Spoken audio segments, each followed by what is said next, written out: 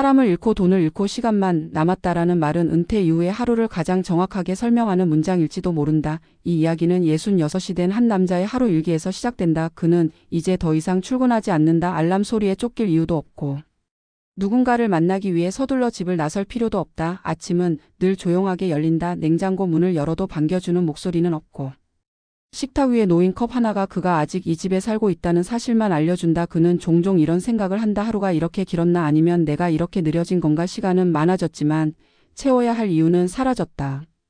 그는 은퇴 전에는 사람이 많았다. 회사에서는 늘 이름이 불렸고 회의실에서는 그의 한마디를 기다리는 사람들이 있었다. 점심시간이면 자연스럽게 자리가 채워졌고 퇴근 후에도 연락은 끊이지 않았다. 그때는 몰랐다. 그 관계의 대부분이 일이라는 끈으로 묶여 있었다는 사실을. 퇴직 인사를 마친 날 휴대전화는 조용해졌고 그 조용함은 하루 이틀이 아니라 계절이 바뀌어도 계속됐다. 그는 연락하지 않는 사람들이 나쁜 사람이어서가 아니라 더 이상 만날 이유가 없어졌다는 걸 뒤늦게 이해했다. 사람을 잃는다는 건 다투거나 멀어지는 일이 아니라 이렇게 아무 일 없이 사라지는 것이라는 사실을 그는 은퇴 후에야 배웠다.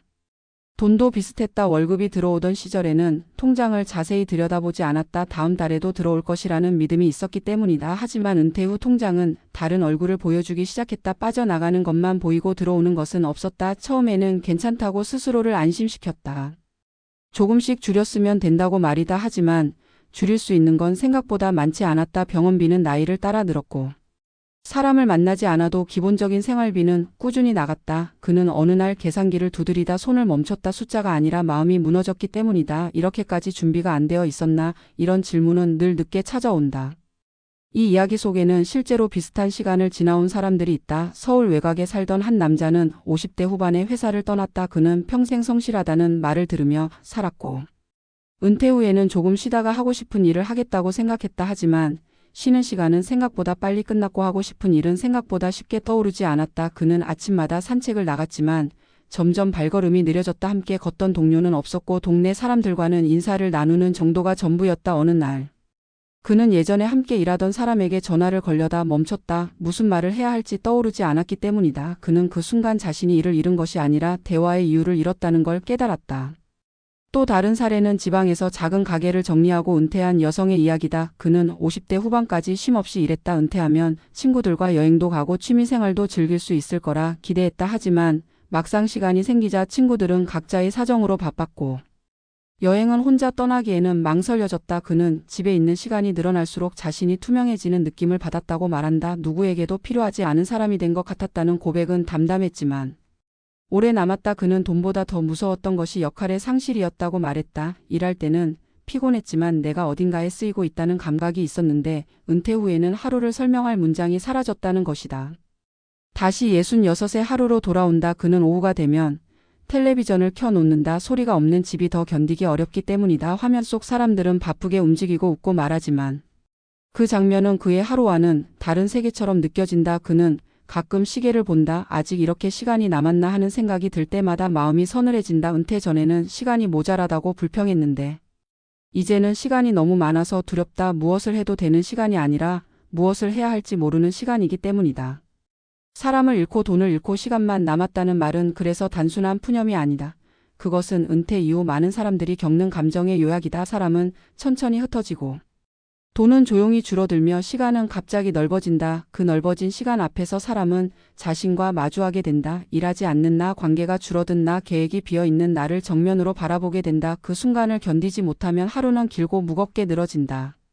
하지만 이 이야기가 절망으로만 끝나야 하는 것은 아니냐. 66의 그는 최근 작은 변화를 시도하고 있다. 매일 같은 시간에 밖으로 나가 같은 길을 걷는다. 처음에는 의미 없다고 느꼈지만 반복되는 하루 속에서 그는 아주 작은 규칙을 만들었다. 오늘 해야 할 일을 아주 사소한 것이라도 정해두는 것이다. 책 몇 쪽을 읽거나 누군가에게 안부 문자를 보내거나 집안을 조금 정리하는 일이다. 그 일들은 돈을 벌어주지도 사람을 갑자기 늘려주지도 않지만 하루가 흘러갔다는 흔적을 남긴다. 은퇴는 끝이 아니라 전환이라는 말은 쉽게 들리지만 실제로는 준비되지 않은 전환은 큰 공백이 된다. 사람과 돈과 시간은 따로 떨어져 있지 않다. 일이라는 축이 사라지면 관계와 리듬과 소비의 균형이 함께 흔들린다.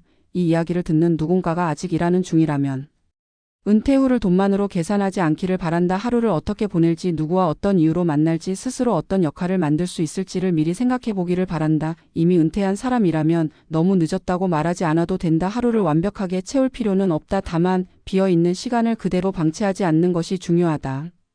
사람을 잃고 돈을 잃고 시간만 남았다고 느껴지는 순간에도 하루는 다시 시작된다. 그 하루를 어떻게 기록할지는 결국 자신에게 달려있다. 이 일기는 특별한 사건이 없는 평범한 하루의 이야기지만 그 평범함 속에 은퇴 이후의 진짜 현실이 담겨 있다. 그리고 그 현실을 직시하는 순간부터 아주 느리지만 새로운 방향은 시작될 수 있다.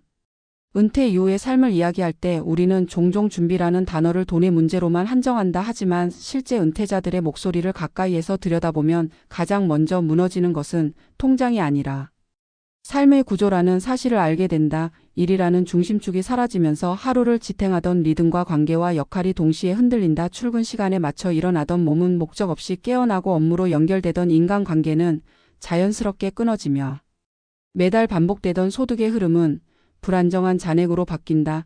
이 세 가지 변화는 따로 찾아오는 것이 아니라 하나의 파도처럼 동시에 밀려온다. 그래서 은퇴는 단순한 휴식이 아니라 삶의 운영 체계를 새로 설계해야 하는 시기다. 현장에서 만난 많은 은퇴자들은 공통적으로 시간이 가장 견디기 어렵다고 말한다. 바쁘게 살던 시절에는 시간이 모자라다고 느꼈지만 은퇴 후에는 시간이 남아 돈다는 표현이 어울릴 만큼 하루가 길어진다. 문제는 그 시간이 자유의 상징이 아니라 공허의 무게로 다가온다는 점이다. 해야 할 일이 사라진 시간이 반복되면 사람은 점점 자기 자신을 쓸모없는 존재로 인식하게 된다. 이는 심리적 문제로만 치부하기 어렵다. 인간은 본질적으로 역할을 통해 정체성을 확인하는 존재이기 때문이다. 직함이 사라지고 불리는 이름이 줄어들면 자신이 사회 속에서 어디에 서 있는지 알기 어려워진다. 이때 찾아오는 무력감은 은퇴 이후 우울감의 중요한 원인이 된다. 돈의 문제 역시 단순한 생활비 계산을 넘어선다. 은퇴 전에는 소득이 있다는 사실 자체가 심리적 안전망 역할을 했다. 통장에 얼마가 있는지보다 매달 다시 채워질 것이라는 기대가 사람을 안정시켰다. 하지만 은퇴 후에는 인출만 반복되는 구조로 바뀌면서 소비 하나하나에 죄책감이 따라붙는다. 병원비나 예기치 못한 지출 앞에서 느끼는 불안은 숫자의 문제가 아니라 통제력을 잃었다는 감각에서 비롯된다. 그래서 많은 은퇴자들이 돈보다 더 힘든 것으로 마음의 위축을 꼽는다. 쓰는 것보다 쓰지 못하는 마음이 삶의 반경을 급격히 좁힌다. 관계의 변화는 더 조용하지만 깊다. 직장이라는 공간은 단순한 일터가 아니라 사회적 접점이었다. 매일 마주치며 안부를 묻고 함께 문제를 해결하던 사람들은 은퇴와 동시에 생활 반경에서 사라진다. 의도적인 단절이 아니라 자연스러운 소멸에 가깝다. 이때 남는 관계는 가족이지만 가족 역시 각자의 삶의 속도를 가지고 있다. 은퇴자가 느끼는 외로움은 사람이 없어서라기보다 이야기할 이유가 줄어들었기 때문에 생긴다. 할 말이 없어진 관계는 점점 침묵으로 굳어지고 그 침묵은 고립으로 이어진다. 이 모든 현실은 은퇴를 앞둔 세대에게 중요한 시사점을 던진다. 은퇴 준비는 자산의 크기를 늘리는 것만으로 완성되지 않는다.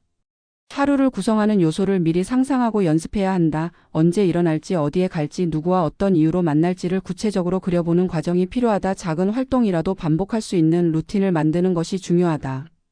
봉사든 학습이든 가벼운 일거리든 상관없다. 중요한 것은 사회와 연결된 역할을 완전히 끊지 않는 것이다. 이는 경제적 보완 수단을 넘어 심리적 안전장치가 된다. 이미 은퇴를 맞이한 사람에게도 길은 있다. 은퇴 이후의 삶을 다시 설계하는 데에는 늦음이라는 기준이 없다. 다만 한 번에 모든 것을 바꾸려 하지 않는 것이 중요하다. 하루를 버티는 방식에서 하루를 만드는 방식으로 관점을 전환해야 한다. 의미 있는 하루는 거창한 계획에서 나오지 않는다. 아주 사소한 약속 하나, 작은 책임 하나가 시간을 다르게 만든다. 오늘 해야 할 일이 있다는 감각은 삶을 다시 앞으로 움직이게 한다. 은퇴는 우리 사회가 아직 충분히 연습하지 못한 삶의 단계다. 그래서 많은 사람들이 길을 잃고 방황한다. 하지만 이 시기를 실패로만 규정할 필요는 없다. 은퇴는 속도를 늦추고 방향을 재조정할 수 있는 또 다른 출발선이 될 수 있다. 사람을 잃고 돈을 잃고 시간만 남았다고 느껴질 때 그 시간은 비어있는 것이 아니라 아직 채워지지 않았을 뿐이다. 그 시간을 어떻게 쓰느냐에 따라 남은 인생의 밀도는 달라진다. 이 글을 읽는 누군가가 은퇴를 앞두고 있다면 오늘의 삶이 끝난 뒤에 하루를 미리 떠올려 보기를 바란다. 이미 은퇴했다면 지금 이 순간부터라도 하루의 주인이 되어 보기를 바란다. 결국 은퇴 이후의 삶을 지탱하는 것은 자산의 규모가 아니라 스스로에게 부여한 이유와 역할이라는 사실을 잊지 않기를 바란다.